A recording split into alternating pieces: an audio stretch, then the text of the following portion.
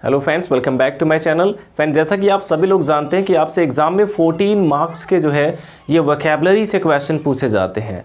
14 marks के question vocabulary से पूछे जाते हैं, जिसमें आपसे synonyms, antonyms, homophones, one word substitution और इडियम्स एंड फ्रेजेस, ये सभी चीज़ें पूछी जाती हैं। और इसमें इडियम्स एंड फ्रेजेस से आपको 3 मार्क्स के क्वेश्चन पूछे जाते हैं, जिसमें 5 क्वेश्चंस दिए रहते हैं और 3 आउट ऑफ 5 हमें करना होता है। 5 क्वेश्चन दिए जाएंगे, जिसमें से 3 क्वेश्चन हमें सॉल्व करना होता है। और इडियम्स एंड फ्रेजेस क्या होते हैं? जैसे आप हिंदी व्याकरण में आपने पढ़ा होगा, जो मुहावरे होते हैं जिसको हमें वाक्य में प्रयोग करना होता है, अपने सेंटेंसेस में यूज़ करना होता है, वही चीज़ इंग्लिश में कहलाते हैं इडियम्स एंड फ्रेजेस। तो फ्रेंड्स, इस वीडियो में आपको हम 5 इंपॉर्टेंट इडियम्स एंड फ्रेजेस बताने वाले हैं, जिसे आप अच्छे से तैयार कर लीजिएगा। फ्रेंड्स, अगर हम एक साथ ढेर सारे इडियम्स आपको बता देते हैं तो आप उसमें कंफ्यूज हो जाएंगे, उसको अच्छे से प्रिपेयर भी नहीं कर पाएंगे। इसलिए हम 5 इडियम्स एंड फ्रेज आपके लिए आज लेकर आए हैं। तो देखते हैं, हमारा फर्स्ट इडियम यहाँ पे है to take to one's heel. To take to one's heel, इसका मतलब क्या होता है? टू रन अवे, यानी कि भाग जाना। जैसे कि आप जानते हैं हील का मतलब एड़ियाँ होती है। To take to one's heel, इससे पढ़ने से इसको लग रहा है कि इसमें कुछ चलने फिरने या फिर दौड़ने की यहाँ पे बात हो रही है। तो to take to one's heels का मतलब है टू रन अवे, यानी कि भाग जाना। और फ्रेंड्स, किसी भी इडियम में अगर कहीं पे वंस लगा होता है तो आपको समझ जाना है कि इस वंस के स्थान पे हमें कोई एक पॉजिटिव केस लिखना होगा हमारे सब्जेक्ट के अकॉर्डिंग। अगर हम अपने जो सेंटेंस में इसको हम यूज़ कर रहे हैं तो सब्जेक्ट अगर आई है तो उसके स्थान पे जहाँ पे वंस है वहाँ पे माई करना होगा। सब्जेक्ट ही है तो वंस के स्थान पे हिज करना होगा। सब्जेक्ट दे है तो वंस के स्थान पे दियर करना होगा। अर्थात सब्जेक्ट के अकॉर्डिंग उसी सब्जेक्ट का पॉजिटिव केस हमें वंस के स्थान पे लिखना होता है। ये बात आपको याद रखनी होगी। तो to take to one's heels का मतलब है टू रन अवे, यानी कि भाग जाना। और इसके लिए हमने यहाँ पे एक एग्जांपल आपको बताया कि सीइंग द पुलिस, यानी कि पुलिस को देखकर the thieves took to their heels, यानी कि चोर भाग गए। पुलिस को देखकर चोर भाग गए। तो टुक टू देयर हील्स का मतलब यहाँ पे है चोर भाग गए। और फ्रेंड्स, यहाँ पे आप ये जो हमारा मेन वर्ब इसमें होगा, जैसे इसमें मेन वर्ब है टेक, तो आप इसका कोई भी फॉर्म यूज कर सकते हैं सेंटेंस में। जो आप टेंस यूज कर रहे हैं उसी के अकॉर्डिंग आप इसका अगर second form, third form use करना चाहते हैं तो यूज कर सकते हैं। ऐसा नहीं कि इसमें टेक आ गया तो बस टेक ही आपको यूज करना है, फर्स्ट फॉर्म ही। इसमें सेकंड या थर्ड फॉर्म भी आ सकता है, जैसे हमने यहाँ पे टुक का यूज किया है, टेक का second form.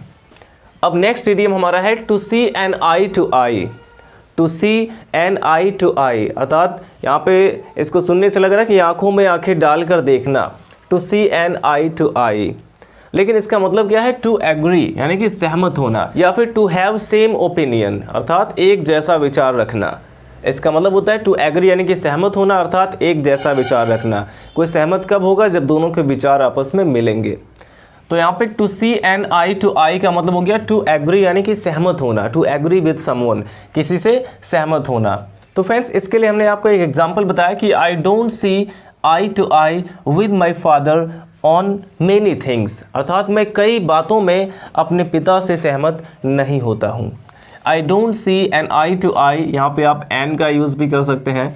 I don't see an eye to eye with my father on many things, यानी कि मैं कई बातों में अपने पिता से सहमत नहीं होता हूँ। अब इसके बाद नेक्स्ट इडियम हमारा है टू ट्रम्प अप। तो टू ट्रम्प अप का मतलब है टू क्रिएट फॉल्स स्टोरी, एक झूठी कहानी तैयार कर देना, अर्थात टू एक्सक्यूज, बहाने बनाना। टू लेम एक्सक्यूज कह सकते हैं। लेम एक्सक्यूज का भी मतलब क्या होता है? झूठा बहाना होता है। टू ट्रम्प अप का भी यही मतलब है, टू क्रिएट फॉल्स स्टोरी, यानी कि एक झूठी कहानी बनाना। तो एग्जाम्पल हम देखते हैं इसका कि when his wife demanded an explanation for being late, जब उसकी बीवी ने उससे देर होने का कारण पूछा। When his wife demanded an explanation for being late, जब उसकी बीवी ने देर होने का उससे कारण पूछा। He trumped up, तो उसने एक झूठी कहानी बना ली। He trumped up, उसने एक झूठी कहानी बना ली। तो फ्रेंड्स, हमारा नेक्स्ट इडियम यहाँ पे है to move heaven and earth. और देखा जाए तो आप इसको देख के ही समझ जाएंगे कि इसका क्या मीनिंग होगा। To move heaven and earth, जैसे हिंदी में मुहावरा होता है जमीन आसमान एक कर देना, तो वही चीज़ यहाँ पे लिखा गया to move heaven and earth, यानी कि जमीन आसमान एक कर देना, अर्थात to make every possible effort, अर्थात अपना पूरा प्रयास करना। To make every possible effort इसका मतलब है। और एग्जाम्पल हम यहाँ पे लिख सकते हैं कि some businessman move heaven and earth to make money. कुछ ऐसे बिजनेसमैन होते हैं जो पैसे कमाने के लिए हर संभव प्रयास कर लेते हैं। Some businessman move heaven and earth to make money. कुछ ऐसे बिजनेसमैन होते हैं जो पैसे कमाने के लिए हर संभव प्रयास करते हैं, चाहे उन्हें कितना भी नीचे गिरना पड़े। अब फ्रेंड्स हमारा नेक्स्ट इडियम यहाँ पे है to leave one in the lurch. और आपको पता है कि लीव का मतलब छोड़ देना, वन का मतलब एक व्यक्ति को, किसी को छोड़ देना, इन द लर्च, लर्च का मतलब होता है झटका लगना। अब जैसे लोग कहते हैं अगर किसी के साथ कोई बुरी घटना घटित हो जाती है तो कहते हैं कि मुझे बहुत बड़ा झटका लगा, अर्थात यहाँ पे किसी मुसीबत की बात हो रही, किसी हेल्पलेस कंडीशन की बात हो रही है। इस लर्ज का मतलब यहाँ पे हेल्पलेस कंडीशन से है, असहाय स्थिति से है। तो to leave one in a helpless condition, यही इसका अर्थ है कि किसी को असहाय स्थिति में छोड़ देना।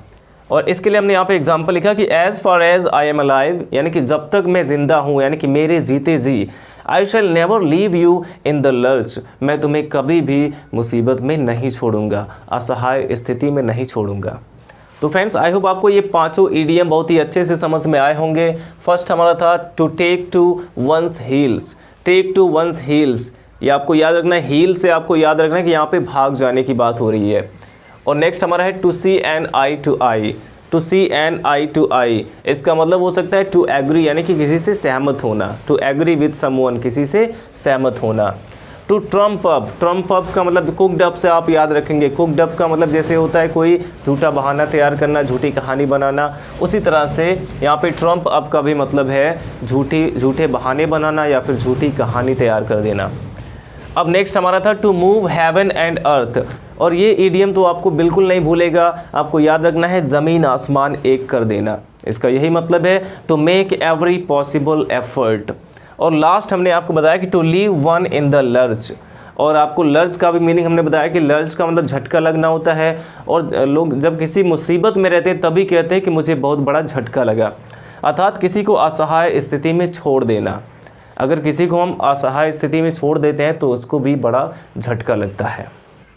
तो फ्रेंड्स आई होप आपको ये सभी पांचों इडियम बहुत ही अच्छे से समझ में आए होंगे, और अगर आप चाहें तो जो हमने एग्जाम्पल इसको बताए हैं आप यही प्रिपेयर कर सकते हैं, या फिर आप कोई और भी एग्जाम्पल अपनी तरफ से लिख सकते हैं, और आप मुझे कमेंट बॉक्स में भी इसके कुछ एग्जाम्पल बता सकते हैं। वीडियो अच्छा लगा हो तो लाइक करिएगा, और अगर आपने हमारे चैनल को सब्सक्राइब नहीं किया है तो चैनल को सब्सक्राइब करें और अपने सभी फ्रेंड्स के साथ शेयर ज़रूर करें। Thanks for watching.